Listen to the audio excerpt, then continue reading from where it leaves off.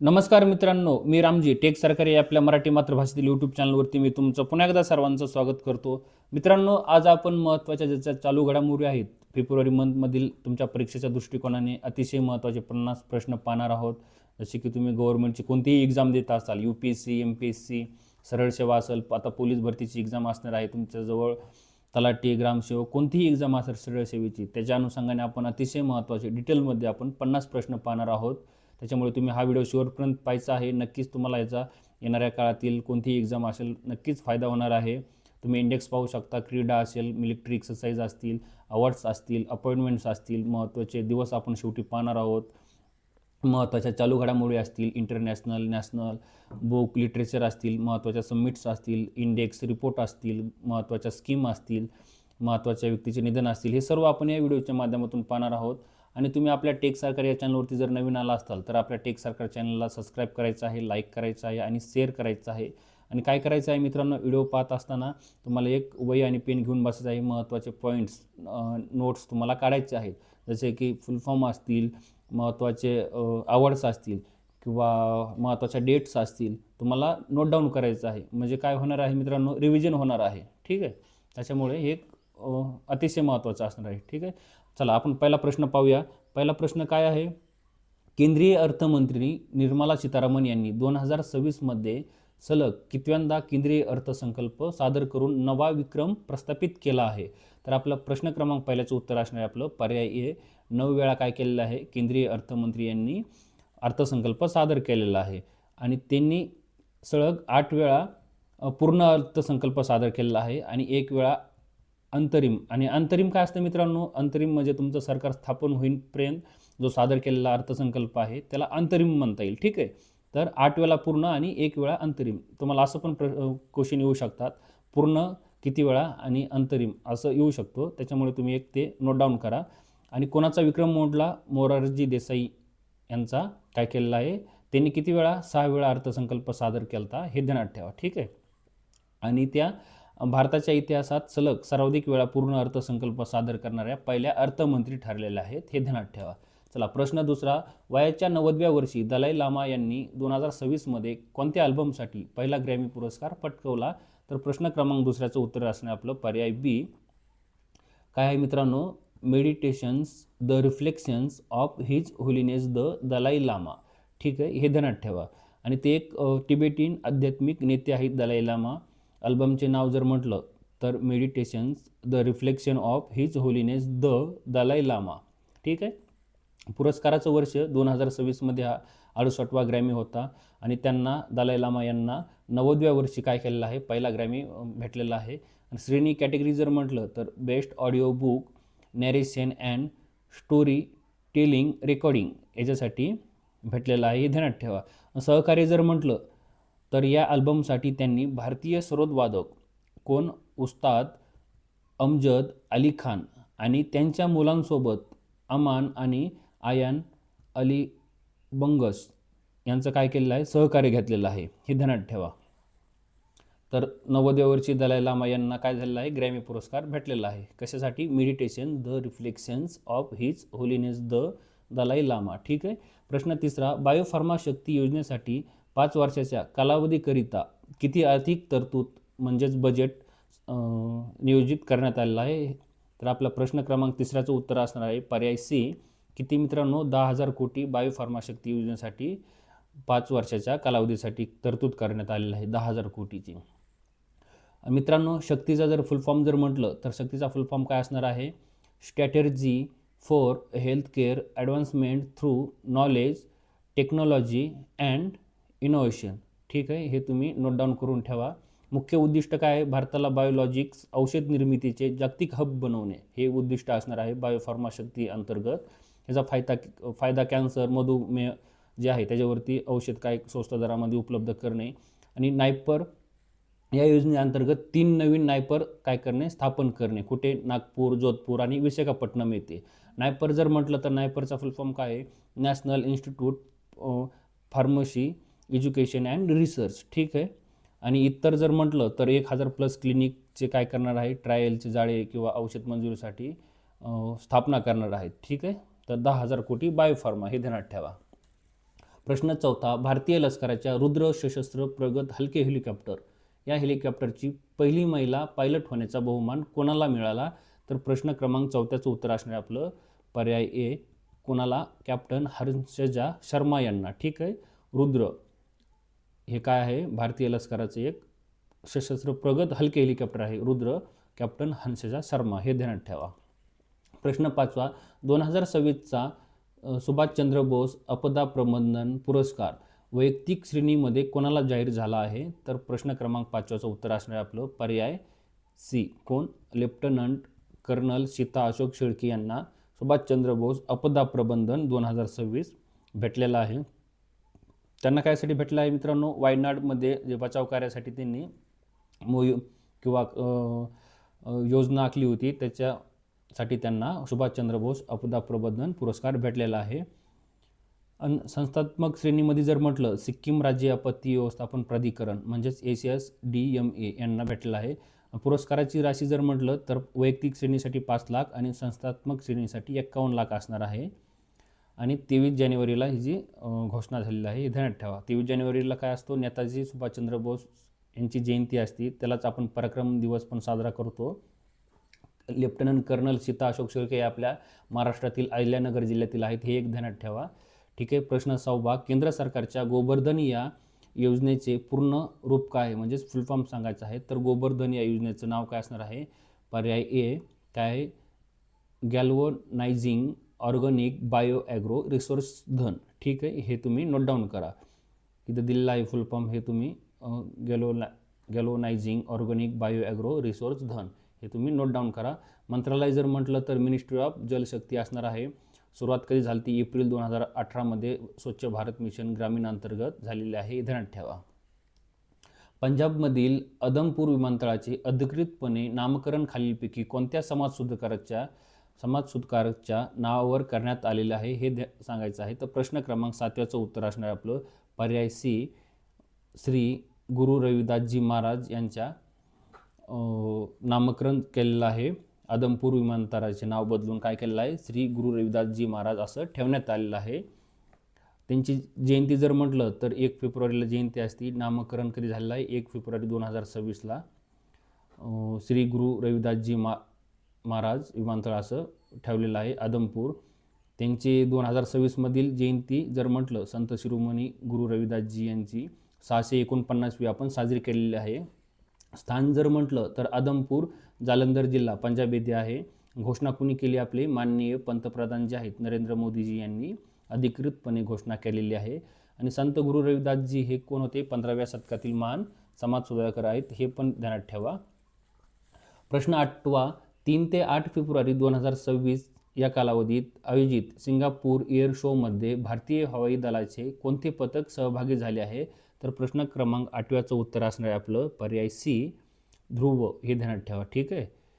Singapore air शोमध्ये आपलं 3 ते 8 फेब्रुवारी 2026 या कालावधीमध्ये आयोजित जो आहे सिंगापूर एअर शोमध्ये आपले हवाई दलाचे पथक जे आहे ध्रुव हे सहभागी झालेलं आहे. प्रश्न 9, नुकतेच निधन झालेले श्री व्ही श्रीनिवासन 67 वर्षाचे होते. हे कोणत्या प्रसिद्ध भारतीय क्रीडा व्यक्तिमत्वाचे पती होते? तर प्रश्न 9चं उत्तर असणार आपलं पर्याय ए, जे आपल्या PT उषा आहेत यांचे हजबंड म्हणता येईल, पती म्हणता येईल. श्री व्ही श्रीनिवासन हे 67व्या वर्षी त्यांचं काय झालेलं आहे? निधन झालेलं आहे, हे ध्यानात ठेवा. प्रश्न 10, 2026च्या जो अंडर-19 आहे 19 वर्षाखालील ICC मेन्स अंडर-19 क्रिकेट विश्वचषक स्पर्धेच्या अंतिम सामन्यात प्लेयर ऑफ द मॅच आणि प्लेयर ऑफ द सिरीज हा बहुमान कोणाला भेटलेला आहे? तर प्रश्न क्रमांक 10चं उत्तर असणार आहे आपलं पर्याय ए, वैभव सूर्यवंशी यांना अंडर-19 ICC मेन्स क्रिकेट विश्वचषक स्पर्धेमध्ये प्लेयर ऑफ द मॅच आणि प्लेयर ऑफ द सिरीज हा बहुमान भेटलेला आहे. विजेता कोण आहे? आपला भारत असणार आहे 2026मध्ये जो ICC मेन्स अंडर-19 जो वर्ल्ड कप झालेला आहे त्याचा. तर भारताचे आतापर्यंतचे जर विक्रम जर म्हटलं मित्रांनो तर 6 वेळा भारताला विजेतेपदक भेटलेलं आहे. तर साल तुम्ही नोट डाऊन करा, 2002, 2008, 2012, 2018, 2022 आणि 2026 असे 6 वेळा भारताला विजेतेपदक भेटलेलं आहे under nineteen ICC men's cricket world कपमध्ये. ठीक आहे. आणि यजमानपद जर म्हटलं तर झिम्बाब्वे कडे होतं. अंतिम सामने हरारे इथे झाले. उपविजेता जर म्हटलं तर इंग्लंड असणार आहे. भारताचा 100 धावांनी काय झालेला आहे, विजय झालेला आहे, हे ध्यानात ठेवा. कालावधी जर म्हटलं तर 15 ते 6 फेब्रुवारी दरम्यान असणार आहे. कर्णधार कोण आहेत आपले, अंडर 19चे आयुष म्हात्रे असणार आहेत. Man of the match, man of the series Vaibhav Suryavanshi असणार आहेत. प्रश्न 11वा, 2026च्या महिला प्रीमियर लीगचे म्हणजेच वुमन प्रीमियर लीग विजेतेपद कोणत्या संघाने पटकवले आहे? तर प्रश्न क्रमांक 11वेचं उत्तर असणार आहे आपलं पर्याय डी, रॉयल चॅलेंजर्स बँगलोर यांना पटकावलेलं आहे. जे आपलं महिला प्रीमियर लीग आहे, जसं आपलं IPL असतं पुरुषांचं, तसं महिलांचं आहे woman premier league. Royal Challengers Bangalore यांनी जिंकलेलं आहे. कालावधी जर म्हटलं 9 जानेवारी ते 5 जानेवारी 2026 दरम्यान झालेला आहे. प्रशासक कोण आहेत आपले, भारतीय क्रिकेट नियामक मंडळ म्हणजेच आपण BCCI म्हणतो. अंतिम सामने कुठे झालेले आहे, BCA स्टेडियम जे आहे वडोदरा गुजरात येथे. ठीक आहे. विजेता जर म्हटलं तर रॉयल चॅलेंजर्स बँगलोर आहे आणि हे आत्तापर्यंतचं दुसरे विजेतेपदक असणार आहे. ठीक आहे. आत्तापर्यंत हा जो 2026चा जे 4th एडिशन होती, हे एक ध्यानात ठेवा, 4th एडिशन. आणि उपविजेता दिल्ली कॅपिटल्स सलग 4थ्यांदा उपविजेता राहिलेला आहे, दिल्ली कॅपिटल्स. ठीक आहे. एकूण संघ 5 संघ असणार आहेत. सामने 22 झालेले आहेत. प्लेअर ऑफ द सिरीज सोपी डिवाइन गुजरात जायंट्सचे असणार आहेत. सर्वाधिक धावा ऑरेंज कॅप कोणाकडे आहे, स्मृती मानधना यांच्याकडे असणार आहे, 377 धावा. आणि सर्वाधिक बळी म्हणजेच पर्पल कॅप कोणाकडे असणार आहे, सोपी डिवाइन आणि नंदनी शर्मा, प्रत्येकी 17 बळी असणार आहेत. आणि विजेते आतापर्यंतचे जे 4th एडिशन म्हणजे 4 वेळा खेळलेले आहेत, त्याचं 2023ला चालू झालेलं आहे वुमन प्रीमियर लीग. तर 2023ला मुंबई इंडियन्स यांनी जिंकलेलं आहे, हे ध्यानात ठेवा. आणि 2024ला रॉयल चॅलेंजर्स बँगलोरून जिंकलेलं आहे. आणि 2025ला म्हणजेच मागल्या वर्षी मुंबई इंडियन्स यांनी जिंकलेलं आहे. आणि 2026चं म्हणजे आपण चालू वर्षाचं रॉयल चॅलेंजर्स बँगलोरू यांनी जिंकलेलं आहे. मुंबई इंडियन्स आणि रॉयल चॅलेंजर्स बँगलोरू यांनी 2-2 वेळेस समान जिंकलेलं आहे, ध्यानात ठेवा. प्रश्न 12वा, युवा AI फॉर ऑल या कार्यक्रमाअंतर्गत देशात मूलभूत AI कृत्रिम बुद्धिमत्ता शिक्षणाचा प्रसार करण्यासाठी कोणत्या मोबाईल उपक्रमाची सुरुवात करण्यात आलेली आहे? तर प्रश्न क्रमांक 12वेचं उत्तर असणार आहे आपलं, प्रश्न क्रमांक 12वेचं उत्तर असणार पर्याय बी, कौशल रथ. तुम्ही इथं इमेजमध्ये पाहू शकता, कौशल रथ ही आपली मोबाईल व्हॅन असणार आहे. युवा AI फॉर ऑल या मोहिमेअंतर्गत ग्रामीण भागात AIचे शिक्षणाचे लोकशाहीकरण करणे हे उद्दिष्ट असणार आहे, युवा AI फॉर ऑल या कार्यक्रमाअंतर्गत संपूर्ण देशामध्ये. आणि मंत्रालय जर म्हटलं तर काय, इलेक्ट्रॉनिक्स आणि माहिती तंत्रज्ञान मंत्रालय. ठीक आहे. स्वरूप आधुनिक संगणक आणि इंटरनेटने सज्ज असलेली मोबाईल AI लॅब, धावती प्रयोगशाळा म्हणजेच मोबाईल व्हॅन असणार आहे, ही आपण इमेजमध्ये इथं पाहू शकता तुम्ही. ठीक आहे. लक्ष जर म्हटलं, निमशहरी व दुर्गम भागातील विद्यार्थी आणि तरुणांना भविष्यातील तंत्रज्ञानासाठी सक्षम करणे हे एक उद्दिष्ट असणार आहे, युवा AI फॉर ऑल. ठीक आहे. म्हणजे ही जी देशातील जे डिजिटल दरी आहे हे कमी करण्याचं एक शासनाचं धोरण आहे. चला, प्रश्न 13वा, ग्लोबल साऊथमधील सर्वात मोठ्या AI शिखर परिषदापैकी AI समिट एकाचे यजमानपद कोणते देश भूषवत आहे? तर आपला भारत देश काय करत आहे मित्रांनो, यजमानपद म्हणजे AIची आपली समिट झालेली आहे, तर आपल्या भारत देशाने आयोजित केलेलं आहे. तर प्रश्न क्रमांक 13चं उत्तर आहे आपलं भारत देश. ठीक आहे. नवी दिल्ली जे भारत मंडपन येथे झालेलं आहे, 16 ते 20 फेब्रुवारी या दरम्यान AI समिट झालेली आहे आपल्या दिल्लीमध्ये. 3 मुख्य स्तंभ असणार आहेत मित्रांनो, हे ध्यानात ठेवा. लोक म्हणजेच पीपल, ग्रह प्लॅनेट आणि प्रगती प्रोसेस, हे 3 मेन सूत्र आहेत. तुम्हाला असा हा प्रश्न येऊ शकतो, AI समिटचे 3 मुख्य स्तंभ खालीलपैकी कोणते किंवा खालीलपैकी कोणते नाहीत, असा क्वेश्चन येऊ शकतो. त्याच्यामुळे पीपल्स, प्लॅनेट आणि प्रोग्रेस हे ध्यानात ठेवा. ठीक आहे. आरोग्य सेवा, कृषी, ॲग्रिकल्चर आणि शिक्षण, एज्युकेशन या क्षेत्रात बदल घडवणे हे AI समिटचे उद्दिष्ट होते. ग्लोबल साऊथमधील ही अशा प्रकारची पहिलीच सर्वात मोठी AI परिषद आहे, समिट आहे, हे ध्यानात ठेवा. चला, प्रश्न 14वा, सेंद्रिय शेतीमध्ये नेतृत्वासाठी बायोफॅस 2026मध्ये कोणत्या देशाला कंट्री ऑफ द इयर म्हणून सन्मानित करण्यात आलेलं आहे? बायोफॅस 2026मध्ये कंट्री ऑफ द इयर तर प्रश्न क्रमांक 14व्याचं उत्तर असणार आपलं पर्याय सी. आपला भारत देश यांना कंट्री ऑफ द इयर बायोफास्ट 2026मध्ये देऊन सन्मानित करण्यात आलेला आहे. ठीक आहे. मेळावा हा जगातील काय आहे, बायोफास्टचा जगातील सर्वात मोठे सेंद्रिय प्रदर्शन असणार आहे मित्रांनो. ठिकाण जर म्हटलं तर न्यूनबर्ग जर्मनी येथे असणार आहे. तारीख जर म्हटलं तर 10 ते 13 फेब्रुवारी 2026 दरम्यान हे झालेलं आहे. नोडल एजन्सी आपली अपेडा असणार आहे. ठीक आहे.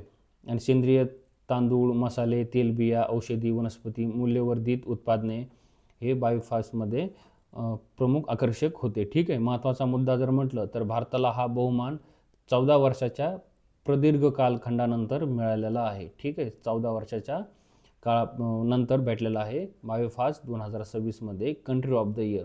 ठीक आहे. भारत हे ध्यानात ठेवा. आणि 14 वर्षानंतर.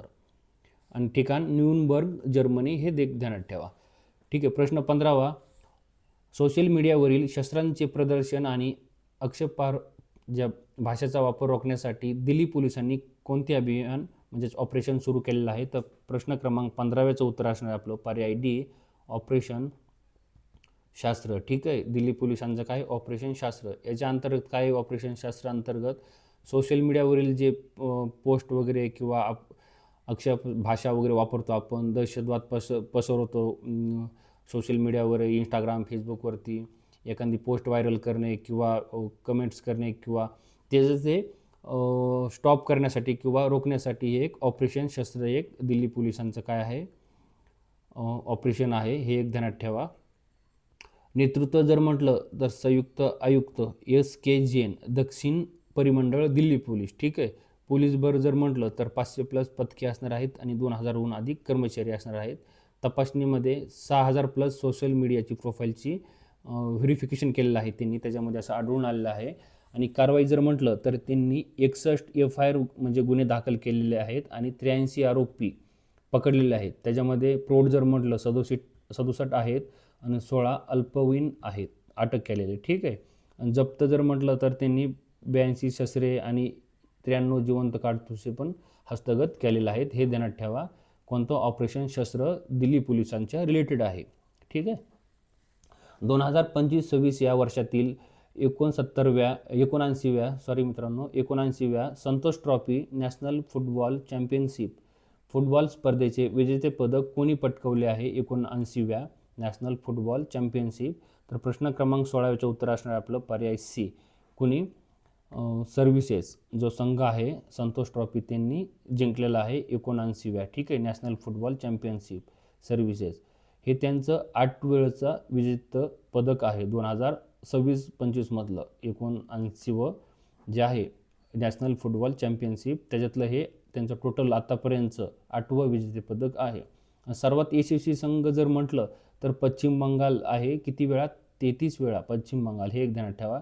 आणि संतोष ट्रॉफीची सुरुवात कधी झाली मित्रांनो? 1941मध्ये झालेली आहे. आणि या संतोष ट्रॉफीचं नाव कशावरून पडलेलं आहे? महाराज सर मनमोहननाथ रॉय चौधरी यांच्या नावावरून ठेवण्यात आलेलं आहे संतोष ट्रॉफी. ठीक आहे. आणि विशेषतः 1960-1961मध्ये संतोष ट्रॉफी जिंकणारा सर्व्हिसेस हा पहिला संस्थात्मक म्हणजे इन्स्टिट्यूशनल संघ ठरलेला आहे. ठीक आहे. सर्व्हिसेस 79वा संतोष ट्रॉफी सर्व्हिसेस या संघाने जिंकलेली आहे. प्रश्न 17वा. ट्रान्सपरन्सी इंटरनॅशनलने 2026मध्ये जाहीर केलेल्या भ्रष्टाचार धारणा सूचकांक CPI 2025मध्ये भारताचा क्रमांक कितवा आहे? तर प्रश्न क्रमांक 17व्याचं उत्तर असणार आहे आपलं पर्याय बी.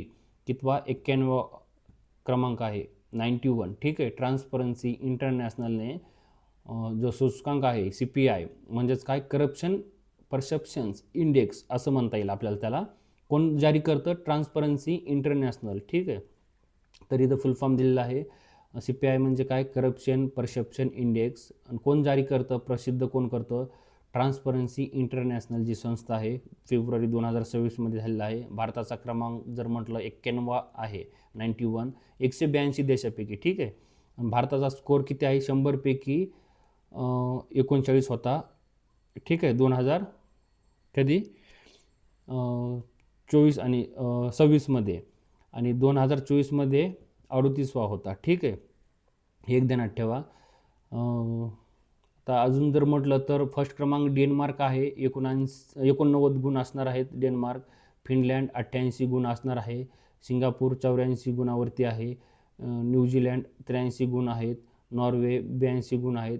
आणि सर्वात भ्रष्ट जर देश म्हटलं, सोमालिया, दक्षिण सुदान हे 9 गुणासह खालच्या क्रमांकाला आहेत, म्हणजे शेवटी आहेत. हे ध्यानात ठेवा, कोणते? सोमालिया आणि दक्षिण सुदान. आणि फर्स्ट जर म्हटलं डेन्मार्क फर्स्ट असणार आहे आणि भारताचा 91वा आहे. CPI इंडेक्समध्ये भारताचा 91वा. ठीक आहे. स्कोअर जर म्हटलं 100पैकी 39 गुण. ठीक आहे.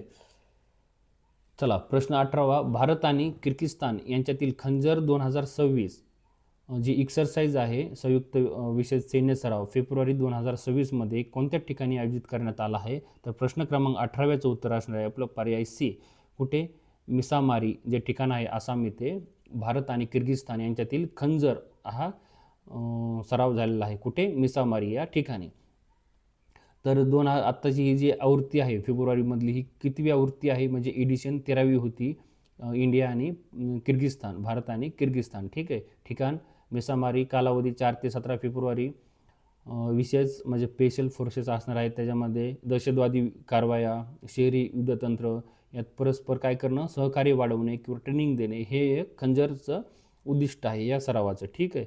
आणि हा सराव दोन्ही देशामधील धोरणात्मक आणि लष्करी संबंध अधिक दृढ करण्यात मदत करणार हा खंजर एक्सरसाइज सराव आहे, भारत आणि किर्गिस्तान. ठीक आहे. फेब्रुवारी 2026मध्ये भारत कोणत्या शहरात इंटरनॅशनल फ्लीट रिव्ह्यू IFR आणि मिलन 2026 यासारख्या प्रमुख आंतरराष्ट्रीय सागरी कार्यक्रमाचे आयोजन करत आहे?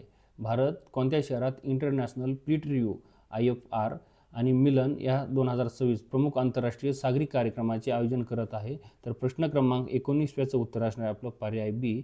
विशाखापट्टणम या शहरामध्ये आयोजित करत आहे इंटरनॅशनल फ्लीट रिव्ह्यू. ठीक आहे. विशाखापट्टणम या शहराला काय म्हटलं जातं? सिटी ऑफ डेस्टिनी असं पण म्हटलं जातं. हे ध्यानात ठेवा. आंध्र प्रदेश या ठिकाणी आहे विशाखापट्टणम हे शहर. 15 ते 25 फेब्रुवारी या दरम्यान आयोजित केलेलं आहे सागरी कार्यक्रमाचं आयोजन आंतरराष्ट्रीय. भारतीय नौदल आयोजित करत आहे. प्रमुख कार्यक्रम मिलन 2026 हा बहुराष्ट्रीय द्विवार्षिक नौदल सराव आहे.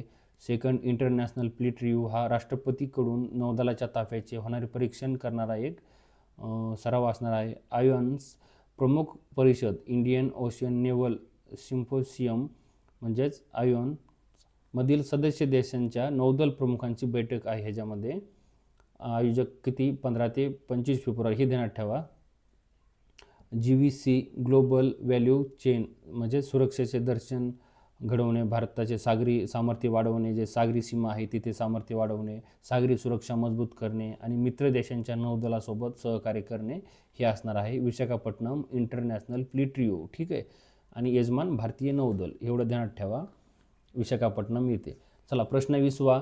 फेब्रुवारी 2026मध्ये भारतीय हवाई दल, इंडियन एअरफोर्स आणि रॉयल थाई एअरफोर्स यांच्यात झालेल्या संयुक्त IN-2 या हवाई दलाचे कोणत्या विमानांच्या सहभागी चर्चेत आहे? हे सांगायचं आहे. तर प्रश्न क्रमांक 20व्याचं उत्तर असणार आपलं पर्याय ए. ठीक आहे.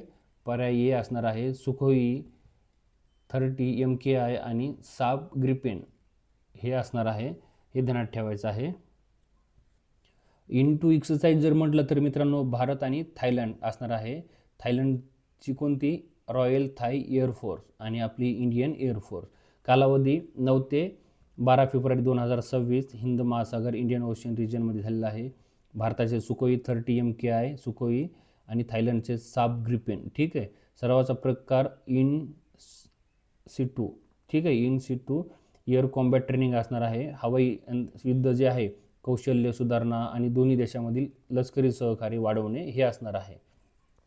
प्रश्न 21वा. भारतीय हवाई दलाच्या मारक क्षमतेचे प्रदर्शन करणारा अभ्यास वायुशक्ती म्हणजेच एक्सरसाइज वायुशक्ती 27 फेब्रुवारी 2026 रोजी कोणत्या ठिकाणी आयोजित करण्यात येणार आहे? तर प्रश्न क्रमांक 21चं उत्तर असणार आपलं पर्याय सी. कुठे मित्रांनो? पोखरण, राजस्थान या ठिकाणी वायुशक्ती पोखरण येथे भारतीय हवाई दलाचा असणार आहे. हे ध्यानात ठेवा. ठीक आहे. ए आय इम्पॅक्ट समिट 2026मध्ये भारताने कृत्रिम बुद्धिमत्ता, ए आय नैतिक, सर्वसमावेशक आणि मानव केंद्रित ठेवण्यासाठी कोणता दृष्टिकोन म्हणजे विजन मांडलेला आहे ए आय समिटमध्ये? तर प्रश्न क्रमांक 22चं उत्तर असणार आहे मानव. ठीक आहे. ए आय इम्पॅक्ट समिटमध्ये हे ध्यानात ठेवा मित्रांनो, हा खूप इम्पॉर्टंट क्वेश्चन आहे. तुम्ही स्टार मार्क करून ठेवा. 100% तुम्हाला येणाऱ्या काळामध्ये प्रश्न पाहायला भेटणार आहे. ए आय इम्पॅक्ट समिटमध्ये मानव विजन ठेवलेलं आहे माननीय पंतप्रधान नरेंद्र मोदीजी यांनी. ठीक आहे. मानवचं फुल फॉर्म जर म्हटलं तर M for moral and ethical system म्हणजे नैतिक मूल्य, ए फॉर अकाउंटेबल गव्हर्नन्स म्हणजे उत्तरदायी प्रशासन, एन फॉर नॅशनल सोव्हर्निटी राष्ट्रीय सार्वभौमत्व, A for accessible and inclusive सर्वांसाठी सुलभ आणि सर्वसमावेशक, V for valid and legitimate वैध आणि कायदेशीर. ठीक आहे. MANAV M for moral, A for accountable, N for national, A for accessible, V for valid. हे तुम्ही हे एवढं लिहून ठेवा. ठीक आहे. नोट डाऊन करून तुम्हाला मानवाचा फुल फॉर्म पण विचारला जाईल मित्रांनो. ठीक आहे.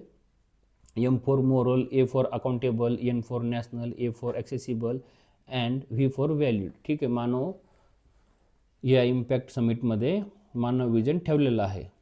चला प्रश्न 23वा. 2019 पासून ईशान्य भारतात 12 शांतता करारावर स्वाक्षरी करण्यात आली आहे. यापैकी सर्वात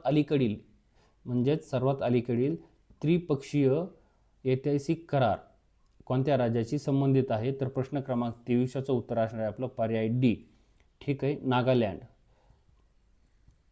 आता थोडी माहिती काय आहे. 5 फेब्रुवारी 2026 रोजी केंद्र सरकार आणि नागालँड सरकार आणि eastern Nagaland people's organisation info यांच्यात एक ऐतिहासिक त्रिपक्षीय करार झालेला आहे. या करारानुसार 6 जिल्ह्यांसाठी फ्रंटियर नागालँड टेरिटोरियल अथॉरिटी म्हणजेच FNTAची काय केलेली आहे स्थापना करण्यात येणार आहे. ठीक आहे. आणि मंजुरी कुणी दिलेली आहे? गृहमंत्री जे आहेत आपले अमित शहा यांनी या कराराला ईशान्येतील प्रदीर्घ वादाचा सुखद अंत असे संबोधलेलं आहे. हे एक ध्यानात ठेवा. ठीक आहे. कोणता? ऐतिहासिक त्रिपक्षीय करार 12वा शांतता करारावर काय केलेलं आहे? स्वाक्षरी केलेलं आहे. Nagaland frontier Nagaland territorial authority. ठीक आहे. आणि ईस्टर्न नागालँड पीपल्स ऑर्गनायझेशन हे एक ध्यानात ठेवा नागालँडशी संबंधित असणार आहे. 2019 पासून हा चर्चेत होता. हे एक तुम्हाला ध्यानात ठेवा. चला इस्रायलच्या संसदेत नेसेट संबोधित करणारे भारताचे पहिले पंतप्रधान कोण आहेत? तर प्रश्न क्रमांक 24चं उत्तर असणार आहे आपलं माननीय नरेंद्र मोदीजी आपले भारतीय पंतप्रधान. इस्रायलच्या संसदेला नेसेट असे संबोधित करणारे आपले पंतप्रधान आहेत. दहशतवाद विरोध 7 ऑक्टोबरच्या हल्ल्याचा निषेध करत झिरो टॉलरन्स धोरण स्पष्ट केले आहे. विशेष पदक त्यांना मानाचे speaker of the Knesset medal प्रदान करण्यात आलेलं आहे. तिरंगा सन्मान जर म्हटलं त्यांच्या दौऱ्यानिमित्त इस्रायलची संसद तिरंगाच्या रंगात उजळली होती. हे एक ध्यानात ठेवा. 25वा नॅनोमीटर चिपच्या डिझाईनसह भारताने नुकताच कोणता जागतिक आघाडीत अलायन्स सहभाग नोंदवला आहे? जो सेमीकंडक्टर, क्रिटिकल मिनरल्स आणि AIवर केंद्रित आहे. तर प्रश्न क्रमांक 25चं उत्तर असणार आहे आपलं बी. काय असणार आहे? Pax Silica alliance. Pax Silica alliance हे एक ध्यानात ठेवा. नॅनोमीटर चिप्सच्या डिझाईनसह भारताने नुकताच कोणत्या जागतिक आघाडीत अलायन्स सहभाग नोंदवला आहे? जो सेमीकंडक्टर, क्रिटिकल मिनरल्स आणि AIवर केंद्रित आहे. पॅक्स सिलिका अलायन्स असं ध्यानात ठेवा. ठीक आहे. चला 2026च्या हिवाळी ऑलिम्पिकमध्ये मिलानो कॉर्टिनो 2026 असं पण म्हणता येईल पदक तालिकेत कोणता देश पहिल्या स्थानावर राहिलेला आहे? तर प्रश्न क्रमांक 6चं उत्तर असणार आहे पहिल्या पदक तालिकेत नॉर्वे देश राहिलेला आहे. फर्स्ट नॉर्वे असणार आहे. सेकंड संयुक्त राष्ट्र अमेरिका असणार आहे. थर्ड नंबरला नेदरलँड असणार आहे. फोर्थ नंबरला इटली असणार आहे. आणि भारत आपला 5th नंबरला असणार आहे. म्हणजे भारताला एकही पदक भेटलेलं नाही या हिवाळी ऑलिम्पिकमध्ये. हे एक ध्यानात ठेवा. टोटल जर पदक जर म्हटलं तर 41 नॉर्वेला भेटलेले आहेत. नंतर 33 ह्याला भेटलेले आहेत संयुक्त राष्ट्र अमेरिका यांना. नेदरलँडला 20 भेटलेले आहेत पदक टोटल, इटलीला 30 भेटलेले आहेत, हे एक ध्यानात ठेवा. त्याच्यानंतर भारताला तर भेटलेलंच नाही आहे हिवाळी ऑलिम्पिकमध्ये. प्रथम पदक तालिकेमध्ये नॉर्वे हा देश आहे. प्रश्न 27वा, 6 ते 22 फेब्रुवारी 2026 दरम्यान आयोजित करण्यात आलेल्या 25व्या हिवाळी ऑलिम्पिक्स खेळाचे XV विंटर ऑलिम्पिक्स गेम्स म्हणजेच 25व्या ऑलिम्पिक गेम्स आयोजन खालीलपैकी कोणत्या देशात करण्यात आलेलं आहे? तर प्रश्न क्रमांक 27चं उत्तर असणार आहे आपलं पर्याय सी, इटली. जो 25वा विंटर ऑलिम्पिक गेम आहे इटली इथे आयोजित केलेला आहे, हे ध्यानात ठेवा. प्रश्न क्रमांक 26वा 2026च्या प्रश्न क्रमांक 28वा 2026च्या हिवाळी ऑलिम्पिकचे अधिकृत घोषवाक्य मोटो काय आहे? तर प्रश्न क्रमांक 28चं उत्तर असणे आपलं पर्याय बी, इट्स युअर वाईब. ठीक आहे, इट्स युअर वाईब असणार आहे. प्रश्न क्रमांक 29वा, भारत सरकारने दहशतवादाविरुद्ध सुरू केलेल्या देशातील पहिल्या समावेशक शून्य सहिष्णुता झिरो टॉलरन्स धोरणाचे नाव काय केलेलं आहे? तर प्रश्न क्रमांक 29चं उत्तर असणार आहे आपलं पर्याय ए, प्रहार असणार आहे मित्रांनो. ठीक आहे, झिरो टॉलरन्स जो धोरण आहे प्रहार. ठीक आहे. घोषणा कधी केली ती? 23 फेब्रुवारी 2026ला केंद्रीय गृह मंत्रालय. आणि हे भारताचे पहिले सर्वसमावेशक शून्य सहिष्णुता म्हणजे झिरो टॉलरन्स दहशतवादी विरोधी धोरण असणार आहे. मुख्य उद्दिष्ट जर म्हटलं तर दहशतवादी इकोसिस्टीम आणि त्यांचे नेटवर्क पूर्णपणे नष्ट करणे. मॉड्युल्स हे किती पिलर्सवरती आहे? 7 स्तंभावरती. हे एक तुम्ही इम्पॉर्टंट आहे, नोट डाऊन करा. भारत सरकारने दहशतवादाविरुद्ध सुरू केलेल्या देशातील पहिल्या सर्वसमावेशक शून्य सहिष्णुता झिरो टॉलरन्स धोरणाचे नाव काय आहे? तर प्रहार. प्रहार कितीवरती आहे मित्रांनो? 7 स्तंभावरती आधारित आहे. ठीक आहे, तर मला कमेंट करून सांगा हे 7 स्तंभ जे आहेत कोणकोणते आहेत, मला कमेंट करून सांगा डिटेलमध्ये. चला प्रश्न 30वा पाहूया. खालीलपैकी कोणता platform drone as a service म्हणजेच दास स्टार्टअप आणि नवीन बिझनेस मॉडेल्सना प्रोत्साहन देतो? तर प्रश्न क्रमांक 30चं उत्तर आहे आपलं प्रश्न क्रमांक 30चं उत्तर आहे पर्याय D, drone Shakti. Drone Shakti असणार आहे जो दास स्टार्टअप्स आहे. ठीक आहे, platform drone as a service drone शक्तीशी रिलेटेड आहे, हे ध्यानात ठेवा. प्रश्न 31वा, भारताचे पहिले समर्पित क्वांटम आणि आर्टिफिशियल इंटेलिजन्स विद्यापीठ कॅम्पस खालीलपैकी कोठे स्थापन केले जाणार आहे? तर प्रश्न क्रमांक 31चं उत्तर असणार आहे आपलं पर्याय सी, अमरावती इथे असणार आहे जे भारतातील क्वांटम अँड आर्टिफिशियल इंटेलिजन्स विद्यापीठ कॅम्पस. ठीक आहे, भारतातील पहिले असणार आहे मित्रांनो हे अमरावती या ठिकाणी. चला प्रश्न 32वा, परदेशी नागरिकांना भारतात आयुर्वेद, योग आणि इतर पारंपरिक वैद्यकीय उपचारासाठी येता यावे यासाठी केंद्र सरकारने कोणता नवीन विजा श्रेणीची म्हणजे विजा कॅटेगरीची घोषणा केलेली आहे? तर प्रश्न क्रमांक 32चं उत्तर असणार आपलं पर्याय बी, आयुष विजा. ठीक आहे.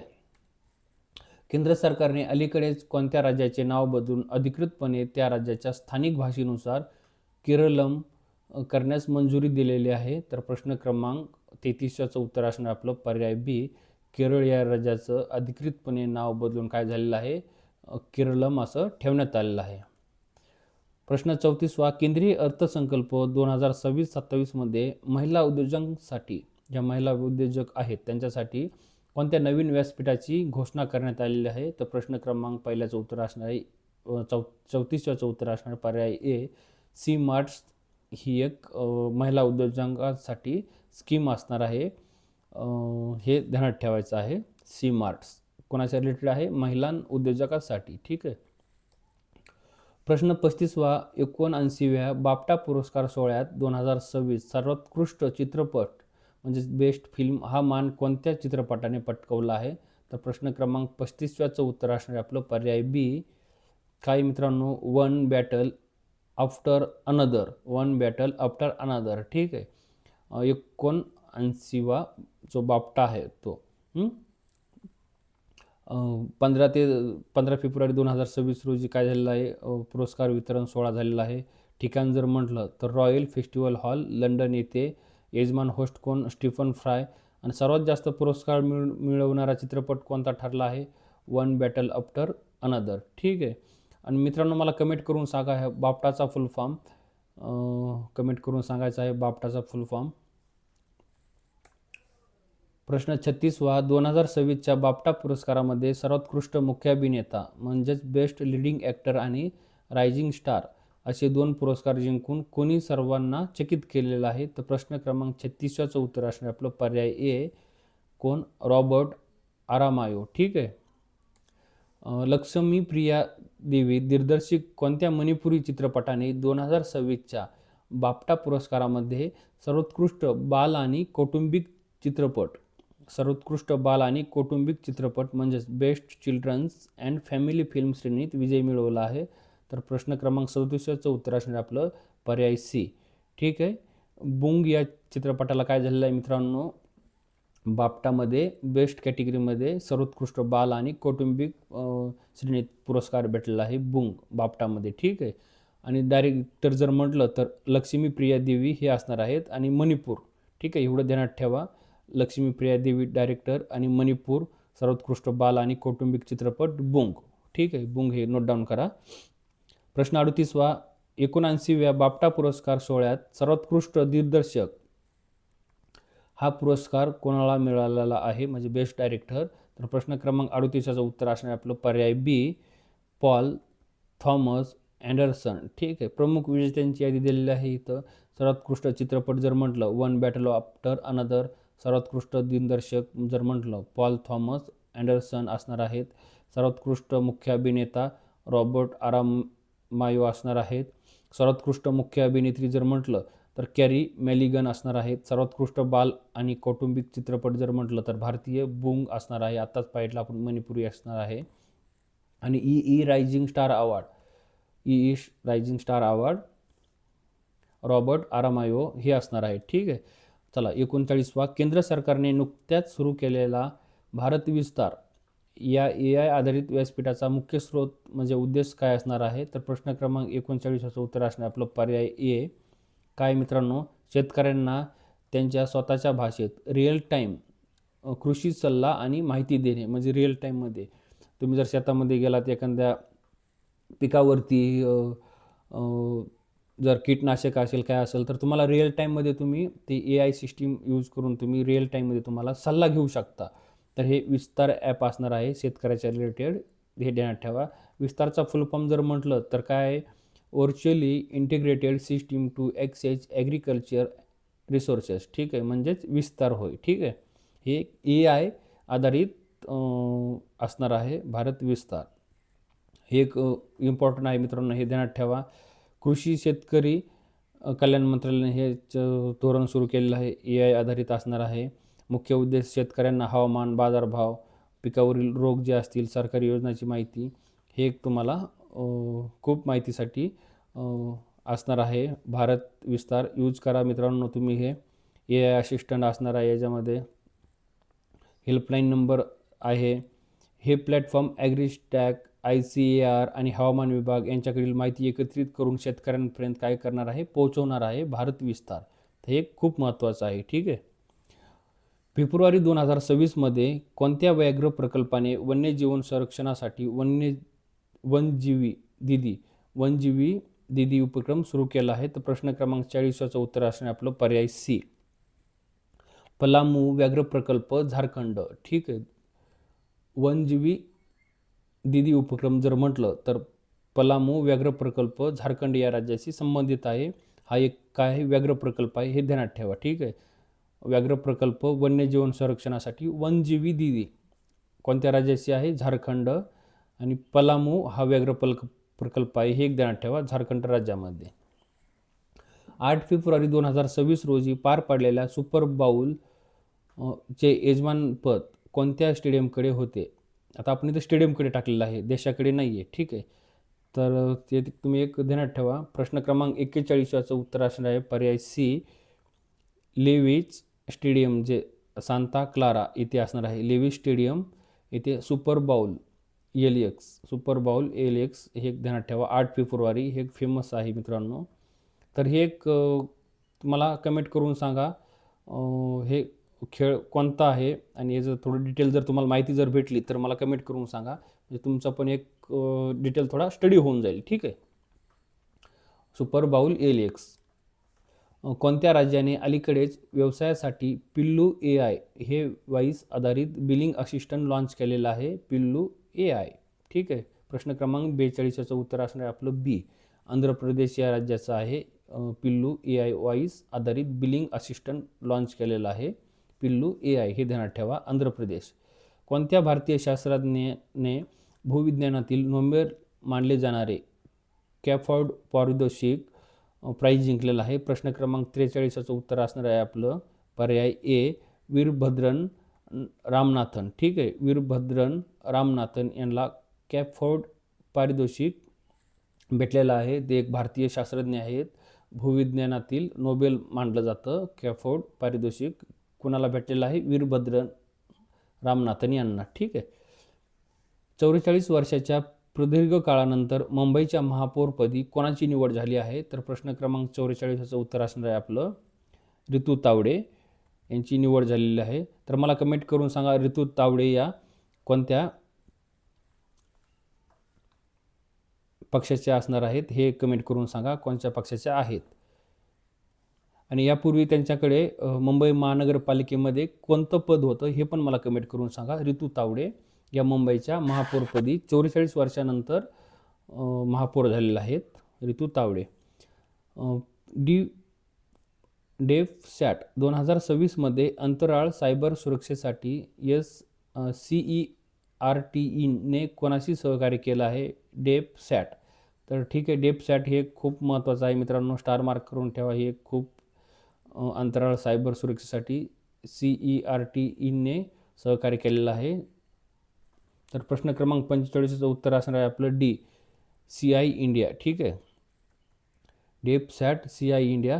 जर असं जर आलं तर तुम्हाला सांगता पण आलं पाहिजे, टिक करता आलं पाहिजे. ठीक आहे. मणिपूरच्या इतिहासात पहिल्या महिला उपमुख्यमंत्री बनण्याचा मान कोणाला मिळालेला आहे? मणिपूरच्या पहिल्या महिला उपमुख्यमंत्री कोण झालेला आहे? तर प्रश्न क्रमांक 46चं उत्तर असणार आपलं पर्याय ए. नेमचा किपजेन. ठीक आहे. नेमच्या किपजेन या मणिपूरच्या पहिल्या महिला उपमुख्यमंत्री झालेल्या आहेत. तर मित्रांनो मला कमेंट करून सांगा, आपल्या महाराष्ट्राच्या पहिल्या उपमुख्यमंत्री कोण झालेले आहेत?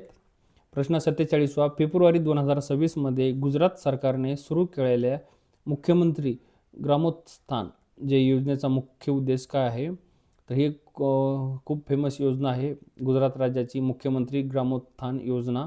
फेब्रुवारी 2026मध्ये काय केलेलं आहे? सुरू केलेलं आहे. तर प्रश्न क्रमांक 47चं उत्तर असणार आहे आपलं पर्याय डी. काही मित्रांनो इथे 114 तालुका मुख्यालयांच्या गावात शहरांप्रमाणे आधुनिक सुविधा पुरवणे हे काय असणार आहे? मुख्यमंत्री ग्रामोत्थान योजनेचा मुख्य उद्देश आहे. 114 तालुका आणि गावात पुरवणे. ठीक आहे. अहिल्यानगर जिल्ह्यातील नेवासा तालुक्यातील कोणत्या गावाने स्वतःला पहिले जातमुक्त गाव म्हणजेच फर्स्ट कास्ट फ्री विलेज म्हणून घोषित करून संपूर्ण देशात सामाजिक समतेचा नवा आदर्श निर्माण केला आहे? तर प्रश्न क्रमांक 48चं उत्तर असणार आहे आपलं पर्याय डी. सौंदळा. ठीक आहे. सौंदळा कुठे असणार आहे? नेवासा तालुक्यातील अहिल्यानगर जिल्ह्यात. इथे सौंदळा हे फर्स्ट कास्ट फ्री विलेज झालेलं आहे. हे एक स्टार मार्क करून ठेवा मित्रांनो. हा एक खूप महत्त्वाचा प्रश्न असणार आहे. स्टार मार्क करून ठेवा. तुम्हाला येणाऱ्या काळात हा प्रश्न तुम्हाला पाहायला भेटेल. Saundala first caste free village, Nevasa taluka, Ahilyanagar जिल्हा. ठीक आहे. भारतीय लष्कराचे माजी प्रमुख जनरल M नरवणे यांच्या फेब्रुवारी 2026मध्ये चर्चेत असलेल्या आत्मचरित्राचे ऑटोबायोग्राफीचे नाव काय आहे? तर प्रश्न क्रमांक 49चं उत्तर असणार आपलं पर्याय सी. 4 stars of destiny. हे M नरवणे जे आहेत आपले प्रमुख माजी जनरल आहेत M Naravane. 4 stars of destiny हे चर्चित राहिलेली ऑटोबायोग्राफी आहे. हे एक ध्यानात ठेवा. 4 स्टार्स ऑफ डेस्टिनी. फेब्रुवारी 2026मध्ये कोणत्या राज्य केंद्रशासित प्रदेशाच्या सरकारने मुलींच्या उज्ज्वल भविष्यासाठी लखपती बिटिया योजना, ठीक आहे मित्रांनो, लखपती बिटिया योजना सुरू करण्याची घोषणा केली आहे? तर प्रश्न क्रमांक 50चं उत्तर असणार आपलं पर्याय सी. दिल्ली सरकारने लखपती बिटिया योजना काय केलेली आहे, मुलींच्या उज्ज्वल भविष्यासाठी चालू केलेली आहे. दिल्ली काय आहे मित्रांनो, केंद्रशासित प्रदेश आहे, ध्यानात ठेवा. आता आपण फेब्रुवारी महिन्यातील महत्त्वाचे दिवस आणि तारखा पाहणार आहोत. रिव्हिजन करा, तुम्ही नोट डाऊन करा किंवा स्क्रीनशॉट काढा किंवा व्हिडिओ तुम्ही पॉज करून पहा. चला, 1 फेब्रुवारी भारतीय तटरक्षक दल दिन असणार आहे. केंद्रीय बजेट दिन असणार आहे. गुरु रविदास महाराज यांची जयंती असणार आहे. 1 ते 7 फेब्रुवारी आंतरराष्ट्रीय विकास सप्ताह असणार आहे. 2 फेब्रुवारी जागतिक पाणथळ भूमी दिन, आर्य जागरूकता दिवस असणार आहे. 3 फेब्रुवारी राष्ट्रीय गोल्डन रिट्रीव्हर दिन असणार आहे. 4 फेब्रुवारी जागतिक कर्करोग दिन, श्रीलंकेचा राष्ट्रीय दिन 4 फेब्रुवारी. 6 फेब्रुवारी महिला जननेंद्रिय विकृती विरोधी दिन. 7 ते 14 फेब्रुवारी व्हॅलेंटाईन वीक म्हणजेच प्रेम सप्ताह म्हणतो आपण. 8 फेब्रुवारी राष्ट्रीय ऑपेरा दिन. 9 फेब्रुवारी बाबा आमटे पुण्यतिथी. सुरक्षित इंटरनेट दिन पण आहे 9 फेब्रुवारीला, हे ध्यानात ठेवा. 10 फेब्रुवारी राष्ट्रीय जंत निर्मूलन दिन, जागतिक कडधान्य दिन. 11 फेब्रुवारी विज्ञानातील महिला आणि मुलींचा आंतरराष्ट्रीय दिन. 12 फेब्रुवारी राष्ट्रीय उत्पादकता दिन, डार्विन दिन. 13 फेब्रुवारी जागतिक रेडिओ दिन, सरोजिनी नायडू यांची जयंती. 14 फेब्रुवारी व्हॅलेंटाईन डे, जागतिक जन्मजात हृदय दोष दिन. 19 फेब्रुवारी छत्रपती शिवाजी महाराज यांची जयंती. मित्रांनो, मला कमेंट करून सांगा 2026मध्ये आपण छत्रपती शिवाजी महाराज यांची जयंती किती साजरी केली, मला कमेंट करून सांगा. अजून मानववंशशास्त्र दिन असतो 19 फेब्रुवारीला, हे एक ध्यानात ठेवा. 20 फेब्रुवारी जागतिक सामाजिक न्याय दिन असतो 20 फेब्रुवारीला. 21 फेब्रुवारी आंतरराष्ट्रीय मातृभाषा दिन. 22 फेब्रुवारी जर म्हटलं तर जागतिक विचार दिन, जागतिक स्काउट दिन असतो. 23 फेब्रुवारी जागतिक रोटरी दिन, जागतिक शांतता दिन असतो. 24 फेब्रुवारी केंद्रीय उत्पादन शुल्क दिन असतो. 26 फेब्रुवारी स्वातंत्र्यवीर सावरकर पुण्यतिथी असते. 27 फेब्रुवारी जागतिक स्वयंसेवी संस्था दिन, मराठी भाषा गौरव दिन असतो आपला. 28 फेब्रुवारी जर म्हटलं राष्ट्रीय विज्ञान दिन, दुर्मिळ रोग दिन असतो. मित्रांनो, हे जर आपण मराठी भाषेतील उपक्रम जर आवडत असेल तर लाईक करा, शेअर करा आणि मला कमेंट करून सांगा. तुम्ही व्हिडिओ पहा, मी जानेवारी महिन्यातील व्हिडिओ टाकलेले आहेत. महत्त्वाचे 50 क्वेश्चन. आपण डिसेंबरच्या अगोदरचे पण काही महत्त्वाचे मंथमधील इम्पॉर्टंट क्वेश्चन टाकलेले आहेत. आपण जिल्ह्यावरती क्वेश्चन टाकलेले आहेत. आपण रिक्रुटमेंटवरती व्हिडिओ बनवतो. महत्त्वाच्या स्कीम असतील, महत्त्वाच्या योजना असतील, महत्त्वाच्या स्कॉलरशिप असतील, मुलांसाठी इंटर्नशिप असतील. त्याच्यामुळे तुम्ही हा चॅनलला सबस्क्राईब करा, लाईक करा आणि तुम्ही कोणत्या स्पर्धा परीक्षेची तयारी करता मला ते पण कमेंटमध्ये सांगा. म्हणजे आपल्याला त्या हिशोबाने क्वेश्चनची लेवल वाढवता येईल किंवा काही चेंजेस करायचे असेल तर चॅनल तुमचं आहे. सजेस्ट करा, कमेंट करा. काही मार्गदर्शन करायचं असेल ते पण तुम्ही त्याच्यामध्ये कमेंट्समध्ये सांगू शकता. आणि पुढला टॉपिक कोणत्या टॉपिकवरती किंवा कोणता जिल्हा घ्यायचा आहे मला ते पण कमेंट करून सांगा.